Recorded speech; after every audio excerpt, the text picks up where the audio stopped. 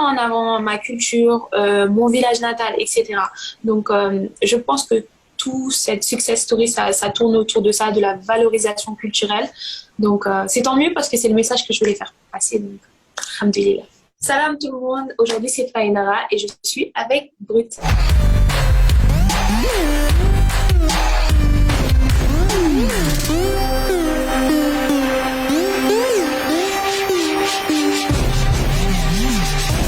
Je suis née au Sénégal, dans le village de Ndangan Samb.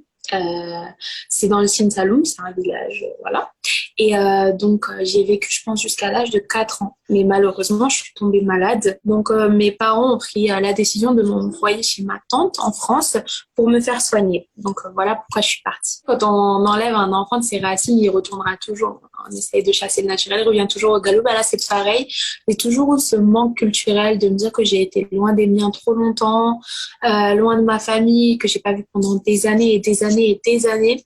Et donc, le fait d'avoir oublié le Wolof, oublié le Serer et toute ma culture, ça m'a vraiment affectée durant toute ma vie. J'ai dit que je reviendrai et c'était sûr.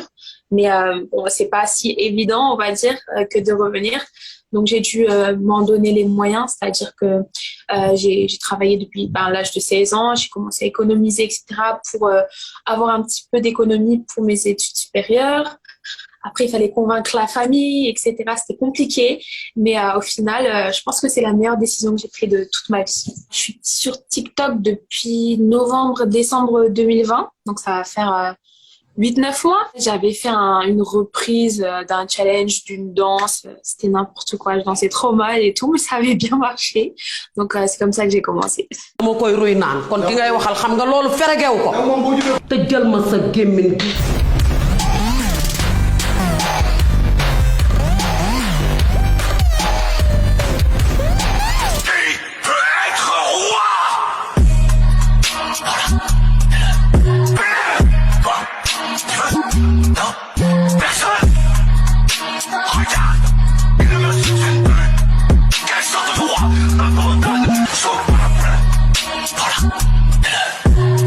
Cette vidéo, je l'ai vue parce qu'il y avait toutes les Africaines qui le faisaient, Cameroun, Côte d'Ivoire, etc.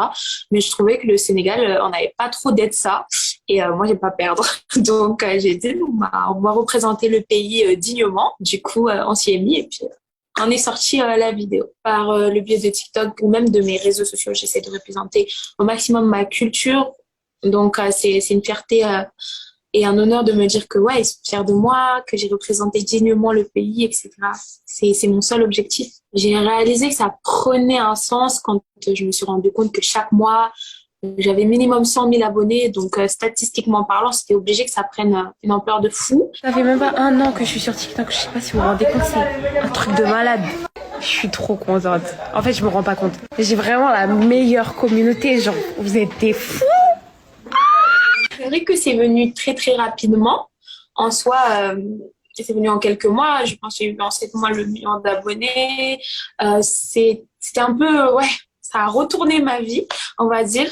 Mais en soi, il y a rien de spécial. On mange, on se lève, on est toujours pareil. C'est juste que lorsqu'on sort, c'est vrai que on nous reconnaît plus, etc. Mais on reste profondément des humains. Donc, écoutez, c'est que du positif. Ça se gère très facilement. C'est beaucoup d'amour. Et alhamdoulilah, j'ai une communauté super saine qui m'encourage tout le temps. Donc, c'est vraiment cool, vraiment.